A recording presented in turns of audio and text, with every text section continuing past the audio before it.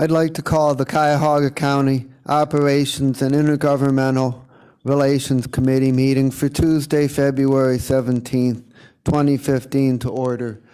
The clerk will please call the roll. Calling the roll, Mr. Miller. Here. Ms. Simon. Ms. Simon is absent at the moment. Mr. Brady. Here. Mr. Germana. Here. Mr. Greenspan. Here. We have a quorum.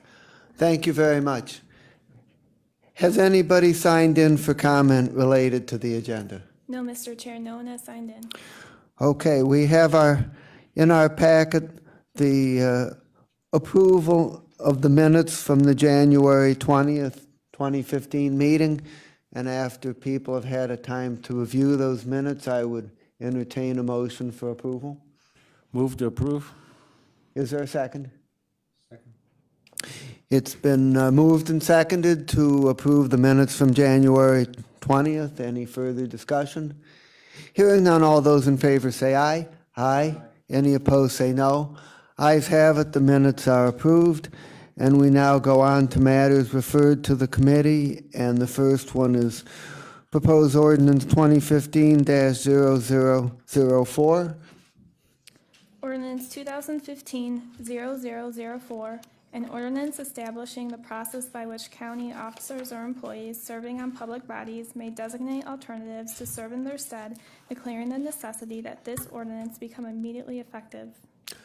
Thank you very much. Council President Brady is the sponsor. I'm going to call upon the Council President, and I believe that he will also ask Mike King to do some presenting as well. Thank you, Mr. Chairman. Mr. President. Yes, you're reading my mind. It's actually this piece of legislation, and just so I think might as well take it for granted that this also is it's kind of tied to the piece of legislation that comes second, and that they're both about filling vacancies on boards and commissions. This came about over a period of quite a long time, starting sometime last year. Just informal discussions between Mike King, formerly of the law department, and our friends in the law department who are our counsel as well, about some really, I think, ways to just try to make serving on the boards and commissions a little easier and a little more efficient, a little more practical. They're pretty straightforward, but certainly I understand that there may be questions about this. And so with the chairman's permission, I'd like for our staff member, Mike King, to give us a small presentation. And could you add a little of the background on it so it, it's not so sterile? Absolutely. Thank you, Councilman. Thank you, Chairman. Michael King, County Council staff. This first piece of legislation was recommended by the Law Department, and actually what incepted this particular piece of legislation was related to the Board of Revision. There is a provision in the charter that says that the county executive may designate alternates to both the Board of Revision and the County Budget Commission, but does not provide for designation of alternates in any other circumstance. There are obviously dozens of boards and commissions that both the executive and council and other county officials serve on. And this would basically create a default rule, which means that if there are any other laws or regulations out there governing how alternates are to be made, either in general law or by the rules of the boards and commissions itself, then those rules will govern. This basically says that if the law is silent, that members serving on these boards and commissions can designate an alternate of their own to serve in their stead with voting rights. But it does come with that caveat. And again, this was recommended by the Law Department. I have Joe Boatwright here with me to back me up. He was the one who had initially recommended we do this not only with regard to the Board of Revision, but with some of these other boards and commissions under both the charter and general law, to just sort of clear up any ambiguity if there was an instance where it was uncertain whether or not somebody had the authority to serve as an alternate on a particular board. Questions by my colleagues? I believe this, part of this came up at a point where my colleague, Councilman Greenspan, who certainly can speak for himself, was trying to get someone to fill in for him at the board revision some time ago. That's and we correct. were told that we couldn't do that. That's correct, and I think it was partly because the charter specifically said the county executive could have an alternate. They just didn't but have a bad say attitude anything. about Yeah, exactly. Dave or anything. They were Yeah, it just, didn't, right. It wasn't wasn't personal. Right. No, of course not. No, it was simply, they affirmatively gave the county executive that authority, but it didn't speak to any other members, not only the member of council serving on the board of revision, but also the fiscal officer or the treasurer, whoever else is designated to serve on that board, whether or not they could send alternates. So this is really meant to sort of establish a uniform standard for those instances where law doesn't speak directly to the designation of alternates. It's my impression that just probably, Mr. Chairman, if you don't mind, it's my impression that this probably wouldn't affect too many people too often from what I've heard about attendance and about the last 4 years. But that it would come in handy. My own question about my legislation is, are there any, let's say one of us or somebody else wants to appoint an alternative, is there any kind of, time factor? Can they do it 5 minutes before a meeting starts? Can they be from Arizona? You know what I'm saying? Yeah, I think the intent here is that any alternates designated would have to have the authority of the principal officer. So they would have to hold the qualifications of the principal officer, or they would have to be a deputy to, or someone who is otherwise legally authorized to step in that capacity. With regard to the process, I imagine it would be similar to how alternates are designated for a number of boards, including the Board of Revision, where the appointing officer would send a letter to the chair or the clerk of whatever the board is in writing to officially designate the alternate. And that's just a practice we've adopted. It's not legislated anywhere, but that's how many of these boards and commissions have operated.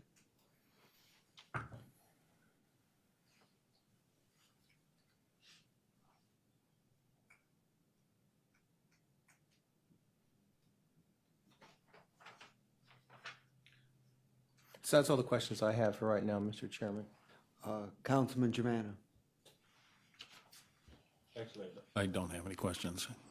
I suppose that normally if it's a council member that's serving on a board, that it would be appropriate to have another councilman in their stead. I'm just wondering about a staff person.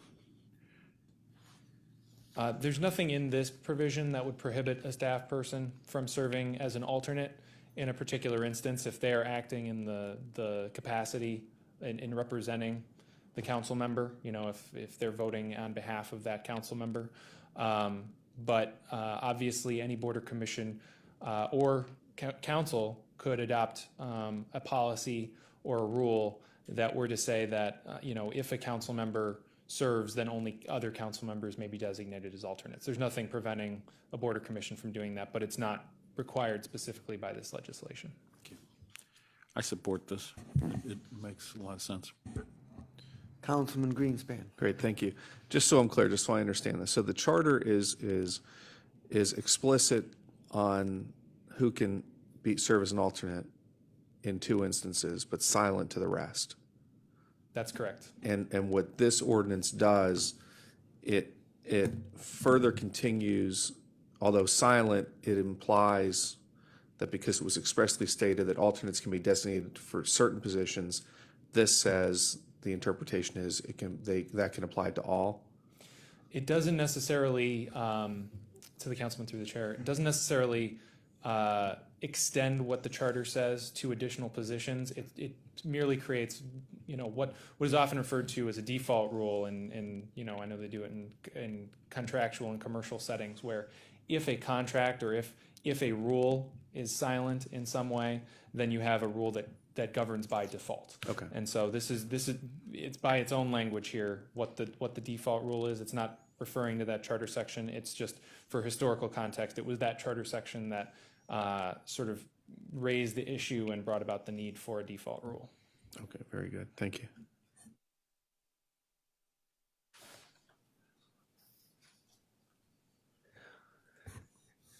Anything else? No, Mr. Chairman, if members are comfortable moving it on to the council, I am. If they're not, I'm comfortable too. I know that since there's only 4 of us here, questions may come up in the council meeting itself, and I would. We now have 5. We now have 5, right? I gotcha. I'd like to note for the record that Ms. Simon has entered the meeting, and we're on the first piece of legislation that we're about to vote on, and it is the item on the designation of alternates. The only question that I would raise is the question of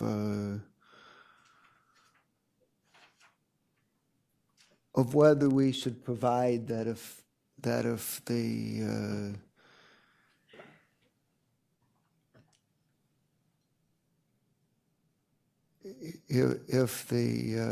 if the member on a board or commission is required to be an employee of the county, would the person that they appoint as their alternate also be required to be an employee of the county? I think that's fine. I also assume that that's baked into it. But what do you think? I believe the intention here is that any alternate designated would be acting as an agent of the principal member of the board or commission. I know there are general law provisions that say that deputies may fulfill obligations and duties of their principals. So this is sort of a natural extension of that. I think it would be entirely appropriate to limit it to employees of the county if it were a concern, but ultimately the intention is that whoever is serving as an alternate would be acting on behalf of the principal. Just so we get around the whole Arizona issue. Right. The other question I would ask is as this is written,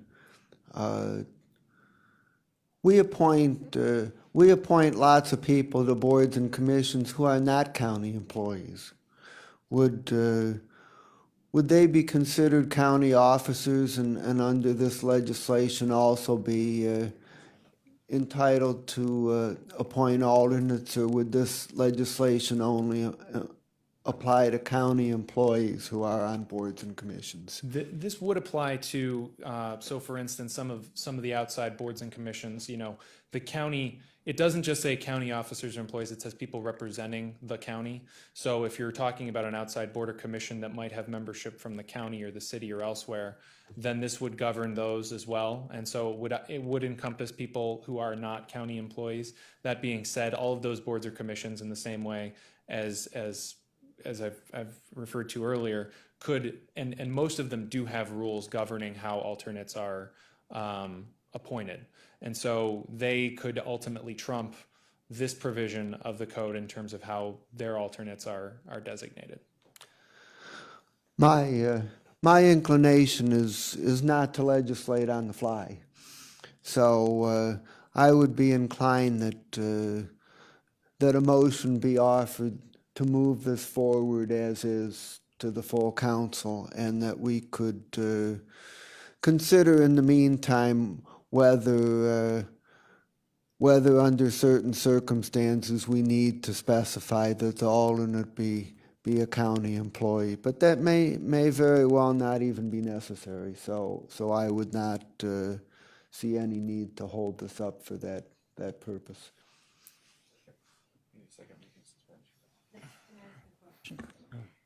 I just want to recap my understanding, and I won't keep you since I came in a little late. I'm glad I could be here.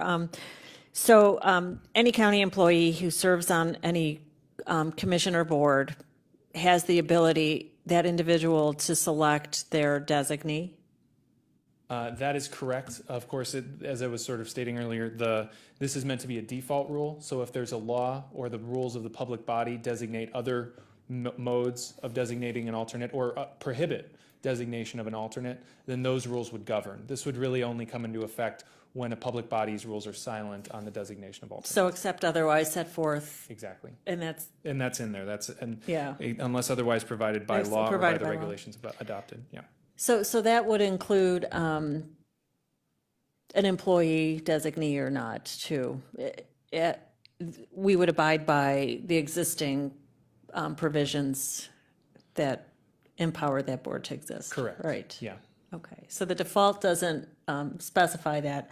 And I think we should put something in, but if you want to come back and amend it later, but that's a pretty easy amendment, just to say that the designee of the county officer or employee should make sure that their designee as a county employee will just reflect what's here. That's a pretty simple amendment.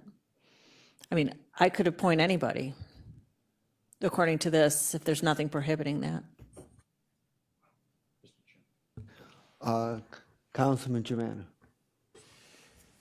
You know, I'm reading in section 11201A that this alternate may serve on a temporary or permanent basis. Why would we want it to have as a permanent basis? I mean, it's because if a person did not want to be on that body, they should resign instead of having a permanent replacement. So I don't think it makes sense, at least in my view, that someone could designate someone permanently to take their position. If they can't perform or do not want that position, they should relinquish it. And that's a good point, Councilman. The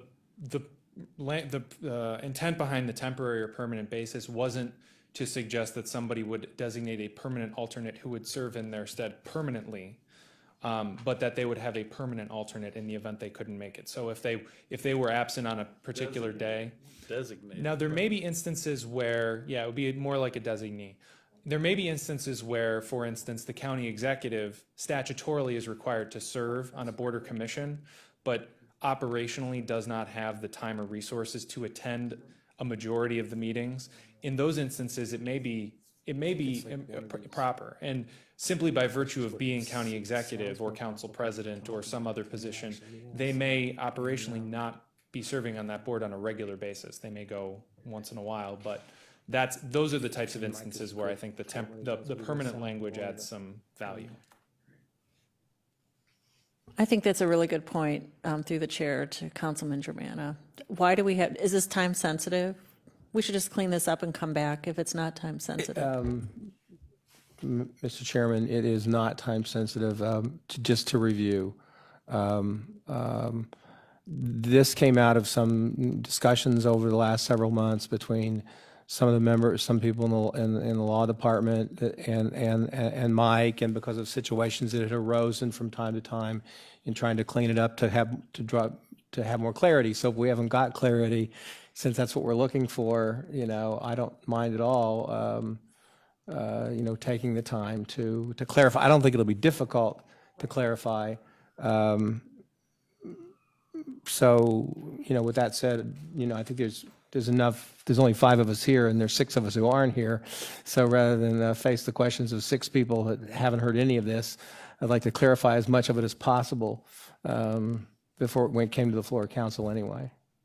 That makes sense. Okay. Councilman Greenspan. Thank you. And I was just discussing this with the president. If I guess another maybe point of clarity is if the president makes the appointments of the appointee and the alternate, should the president then, as it relates to council appointees, have the authority to appoint the alternate even for that meeting or that purpose, instead of a council member making an appointment unilaterally without the council president's knowledge or consent and knowledge, whichever is more detrimental. And just a question to raise as we continue to work through this, I would think that the president, in his or her, in this case, his authority and capacity, would want to, since they make the appointments and the alternate appointments, want that same authority to continue. We don't have to debate or discussion now. Just saying between now, I didn't mean to cut you off either, because if I did, I'd just say don't talk. But, you know, I just want to make sure as we're talking about points, this may be another point for us to deliberate. Chair, Yes. I saw that point, and I kind of liked it, just having us be able to do it, but I saw the little bit of empowerment, teeny bit. That's just my thought. Well, it also may be, it may be more efficient and practical than, to have to go through some kind of chain of command if you're just trying to get somebody to show up at a meeting because you can't make it. Yeah, I think it's really a very simple issue, but like I was telling Mike when we were discussing it, when you talk about it, it sounds more complicated than I think it is. But we need to get the language right, because that's the whole point. We could go on the way we were going on and probably never notice the difference. So if we're going to try to clarify the language, I guess we should work a little harder at it. Okay, well then, if there, I just want to add, I think this is important, especially on anybody that is meeting to make a decision, and a decision needs to be made, and there needs to be a quorum, and county council member, something comes up, can't make it, so on and so forth. So you're talking about the difference between the meetings that rise to a level of, some kind of significant decision-making. Right. And versus a lot of just routine meetings where there's very little that usually happens that's controversial. Right. And I'm thinking the rules of council could clarify where the president of council would make the decision on the alternate and so on. But this is for beyond just council members. But I think it's important to have this so that if business needs to be done, and if there's a timeline, if there's a quorum call, it'll be able to be filled. okay, I believe we have a consensus on the concept, but we're going to hold this in committee and tweak the language a little bit to clarify a few of these issues, and we'll bring this back for the next meeting. Okay, Ms. Christina, next item, please. Ordinance 2015-0005, an ordinance enacting section 206.12 of the Cuyahoga County Code to specify the county's representation on the Cuyahoga County Planning Commission and declaring the necessity that this ordinance become immediately effective. Well, Mr. Chairman, this is sort of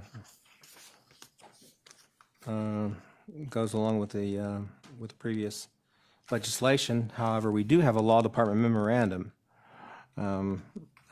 which hopefully will make this one a little clearer. And it's only it only concerns the County Planning Commission. And I know we have Councilwoman Simon sat on that commission for quite some time. And would you want to explain, Mike, why you think this is necessary? There's been a little confusion over who was on the commission and how we filled positions on the commission. Sure. Thank you, Councilman. This legislation was also recommended by the Law Department, as you'll see in the memorandum that's been distributed. This clarifies an issue that's been ambiguous since really the start of the new government. And just to sort of explain it briefly, the charter provides that the county executive shall make appointments that are made under general law by the Board of County Commissioners. So if the Board of County Commissioners is charged under state law to make an appointment, then the executive has that appointing authority and the council confirms. In instances like the Planning Commission, and I think there are only a couple of these under state law, the other being the Solid Waste District, and we've already passed an ordinance dealing with that, it says that the Board of County Commissioners serves on the board rather than appoints to the board. So under a non-charter county form of county government, the entire Board of County Commissioners would serve on the Planning Commission in addition to the 5 other members.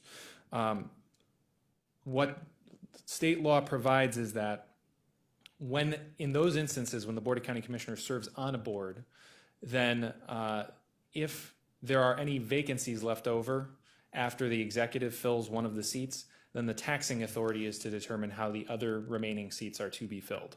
And as you all know, the county council is the taxing authority pursuant to the charter. And so this was a recommendation by the law department that we pass an ordinance simply explaining who serves on the county planning commission for Cuyahoga County as representatives of the county.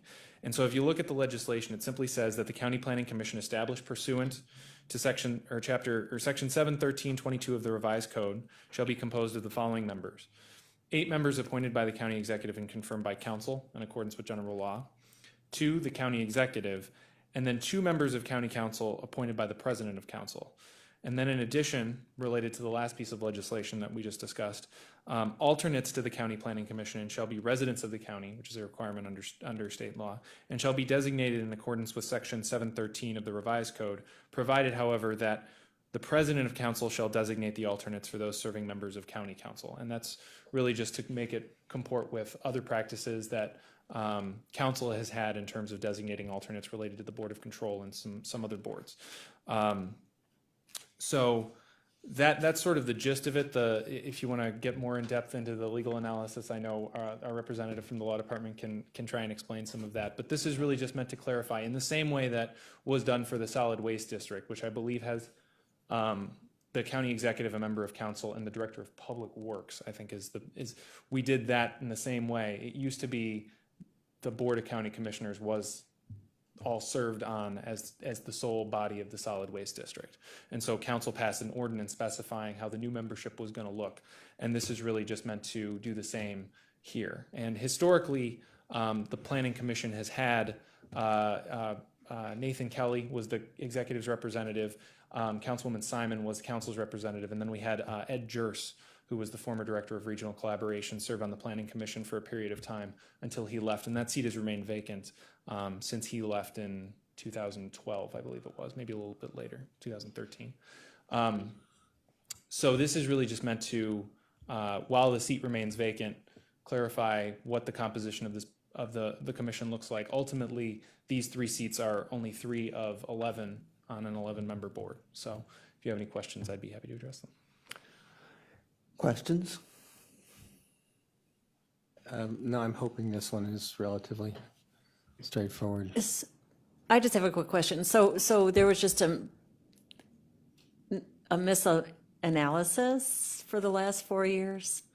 What happened there? I would defer to the representative from the law department on this, Rucci. But yes, we as council asked for a reevaluation of the opinion that was issued in 2011. And the one in front of you was the ultimate way this was determined. Okay. Any other questions?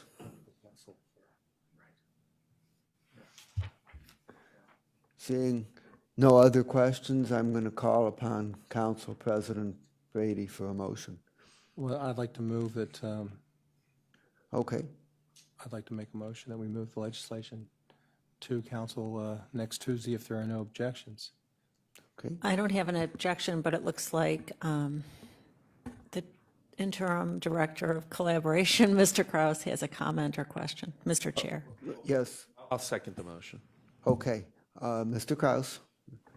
Thank you. Motion is under discussion. Thank you, Mr. Chairman, members of the committee. I just, not that the executive has opposition, just want to get, I guess, a little more clarification information. I thought it was your bill.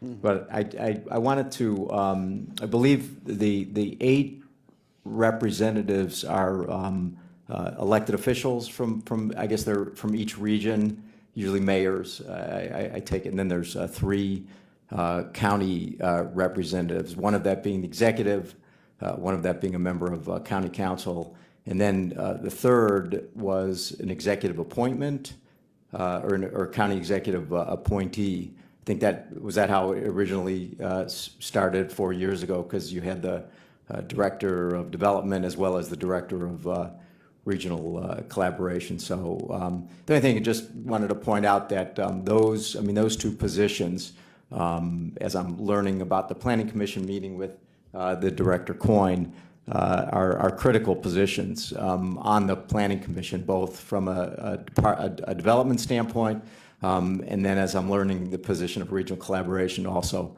a critical position. So I just wanted to point that out for the committee, that they are two very important positions to be a part of the Planning Commission. And with this legislation, it would eliminate one of those positions. I think the executive would still have one seat on the Planning Commission. Mr. Chairman, I'd like to withdraw this legislation. It seems to me that if I thought that I was working in collaboration with the administration, if they have legislation that they want to introduce, then they can introduce it themselves, and we'll take it from that end. We'll be the ones asking the questions instead of them. Mr. Chair? I'll withdraw my second. Yes. Actually, in favor of the legislation as we have it before us, and I would like to move it forward, because if this is how we've been evaluating and analyzing the determination of appointments to boards and commissions in terms of the Constitution coming from council and/or the administration, I don't think we can take an aberrant position at this point. Now that this opinion from the law department is in front of me, I think I would like to move this forward, and it is what it is. I mean, if this is what the law says and we've been making the same determination, I don't see why we would treat the Planning Commission any different. We can appoint, it may or may not be somebody from the administration. I've sat on the commission for 4 years. I'm not sure that both of those positions are vital and critical to moving our agenda forward on the commission. I just don't see that. And I think it's just as important to have representatives from our 11 districts be there to talk about the issues that come before the Planning Commission. So I'm sorry to make this against precedent, but it's really important this go forward and not to treat this differently than other boards and commissions. You're not fighting me, so I don't know how you feel. Okay. So can I make a motion to the full council would this be a second reading? Second reading. I'd like to withdraw my name.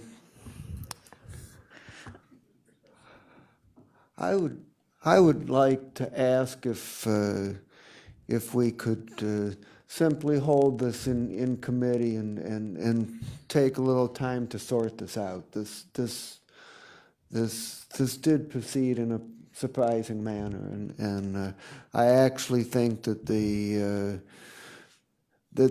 position expressed by Ms. Simon has legal merit, but we should take a little time and just sort this out and figure out what to do. Would you be willing to do so, Ms. Simon? I would. I just don't know why this is controversial. I really don't. We've had a vacant seat on the Planning Commission. We need to fill it. Council President, I trust, can choose anybody he or she would want. And if the president believes... I don't believe it's controversial. I agree to introduce it. But if the representative of the administration is going to sit here and say that they have some hesitancy about this, then I'm not zealous enough about this legislation to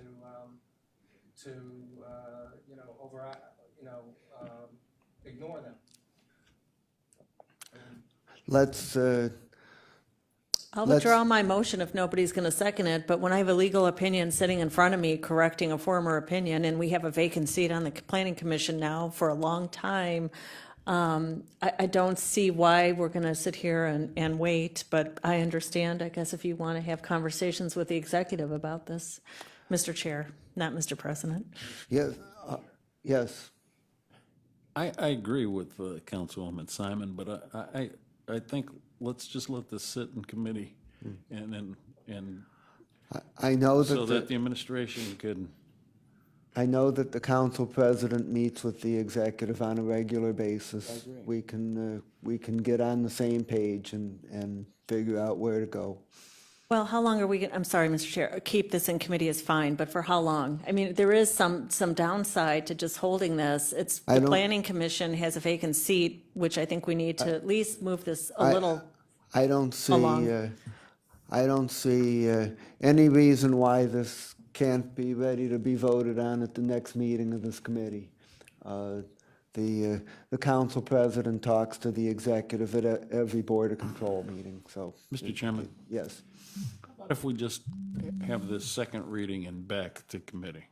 This way it gets read at the next council meeting, it comes back to committee, and if we want, there's any changes, we can do it that way. So we're progressing, and it is a legal opinion. I mean, it isn't somebody's idea, it's a legal opinion, and this is how it should be. So it shouldn't be controversial.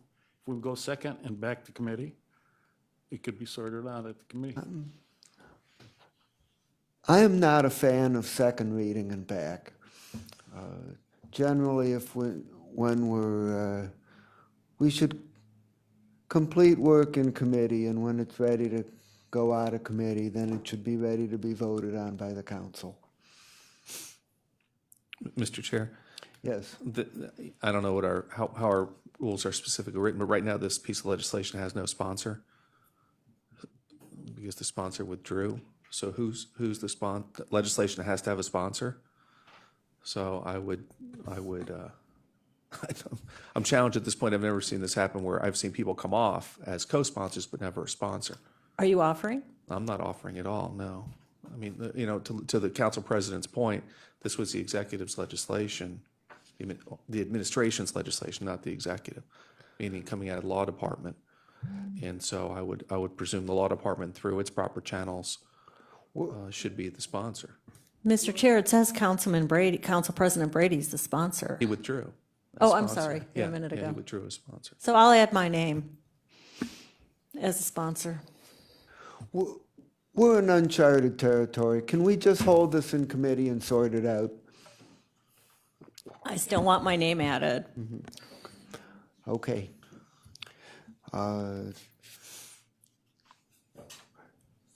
I came into this meeting thinking these things would be easy, but sometimes you get surprises. Mr. Chairman, Yes. I hate to disagree with you, but I think second and back has got definite purpose. If we're just going to hold things in committee until we're ready to go, then why don't we just have two readings?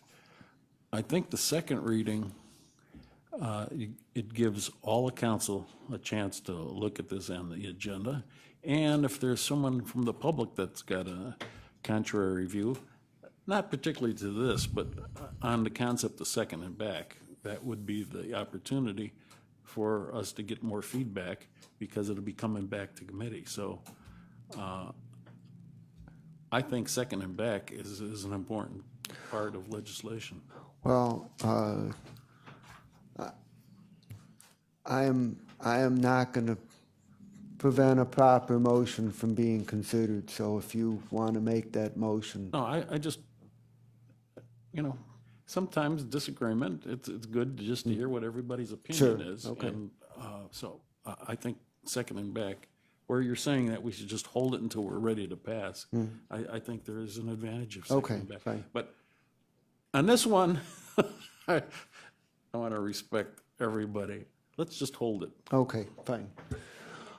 I don't think the law's going to change. And I think really, I feel strongly, we can't just separate out commissions and boards because we think it might be better to have an executive appointment. And that's what it seems we're doing. And I think, out of respect, apparently for the executive's position, you want to have a chance to talk, that's fine, but that doesn't change what the law says. And to parse this out and to say this law doesn't apply now, I think is bad precedent, and I'm not going to agree to change the legal foundation upon which we appoint boards and commissions, because in a particular case, we think we should have two representatives from the executive. In the meantime, we have a vacant seat for months that I think needs to be filled, and, well, since George left, yeah, years.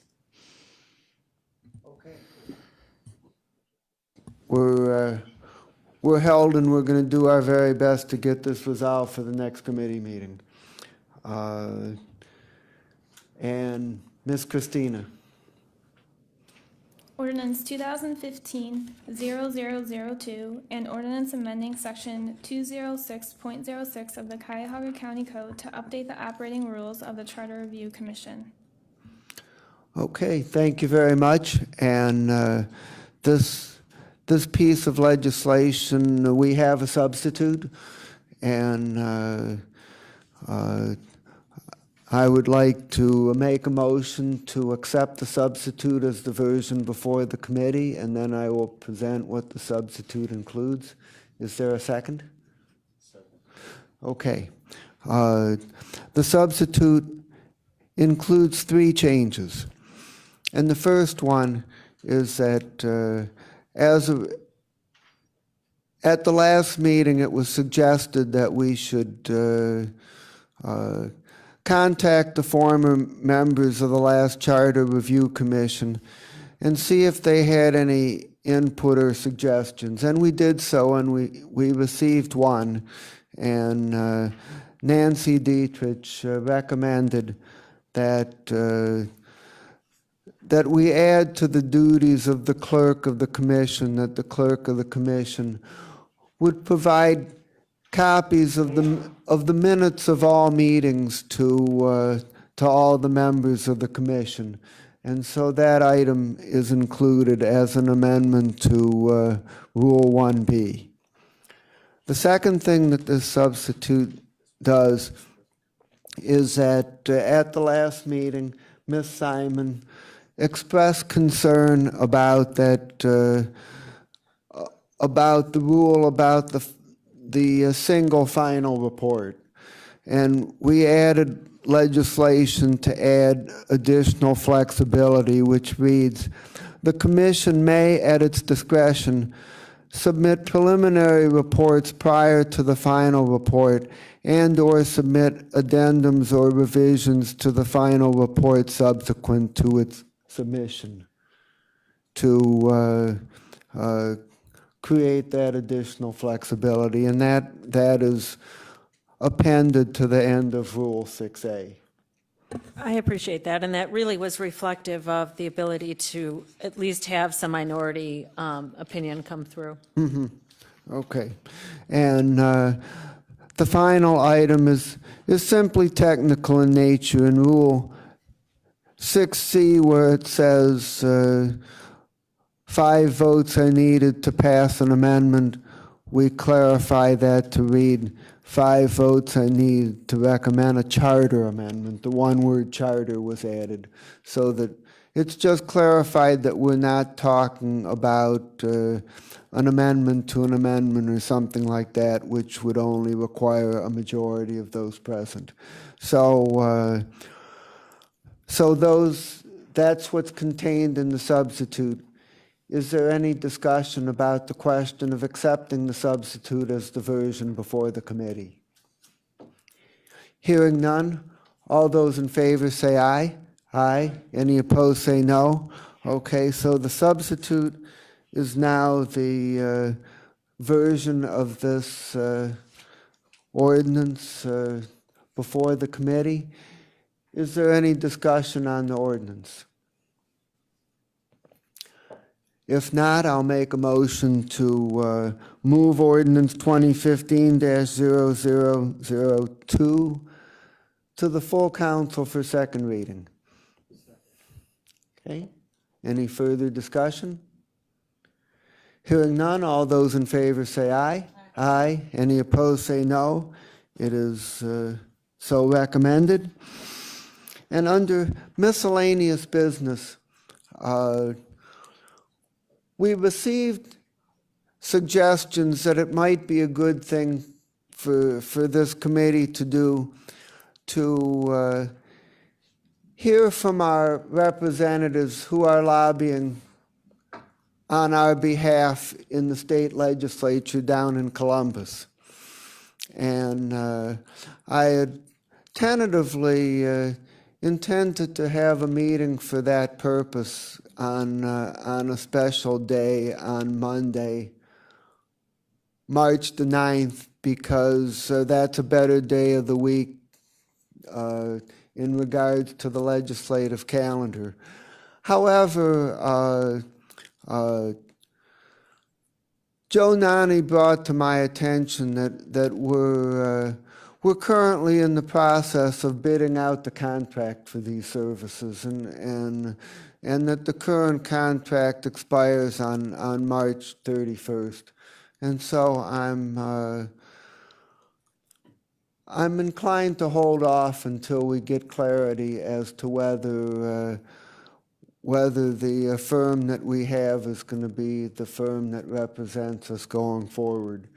And I would be more inclined to hold another meeting of this committee at our usual time and hopefully get items A and B on today's agenda resolved and moved along. So I definitely want to do the lobbying presentation, but I think it makes sense to wait for clarity on who's going to represent us and not create any confusion about the RFP process. Any comments about that? Okay, so that's going to be our direction.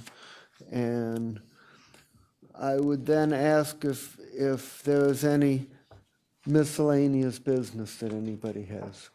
Yeah, Mr. Chair. Yes. Just two pieces. First, all of you were presented with a copy of the ethics ordinance proposed changes.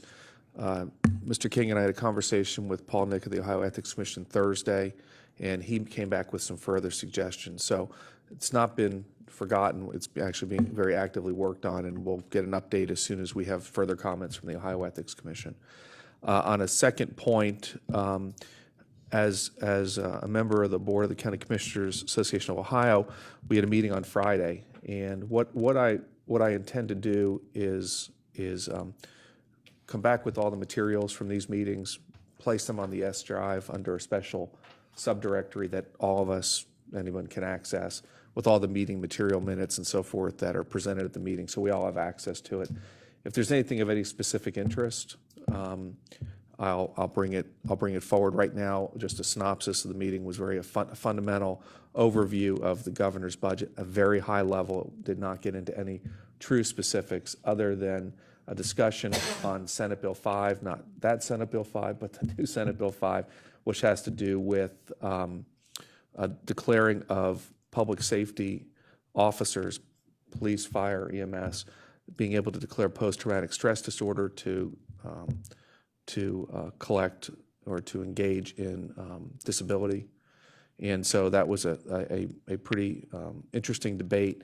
There was a recommendation that the County Commissioners Association take a position opposing SB 5, and the board at that time voted to take no action because it's still in its infancy insofar as what the final bill may look like. So that was really the heat of the discussion. There was a presentation on the governor's Health and Human Service initiative of protecting or identifying individuals 16 to 24, preventing them from going into poverty. There was a discussion on that. I'll have all these documents up on our S drive for review if you're interested. But that's my intent is, as well as committee meetings that I'm on. I know Ms. Simon applied for a committee as well, and we'll post those agendas and those minutes and the information on the S drive. I greatly appreciate your efforts in keeping us informed about the Commissioners Association. That's a very important a part of our intergovernmental process. So I look forward to looking at some of those documents and appreciate your making that available.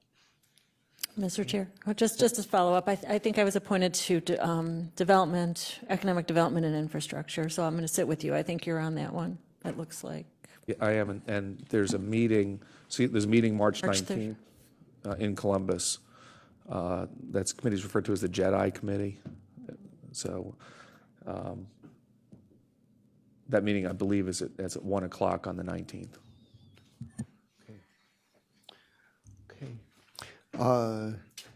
Any other miscellaneous business? If not, then has anyone signed in for public comment? No, Mr. Chair, no one has signed in. Do we have a motion to adjourn? So moved. Is there a second? All those in favor say aye.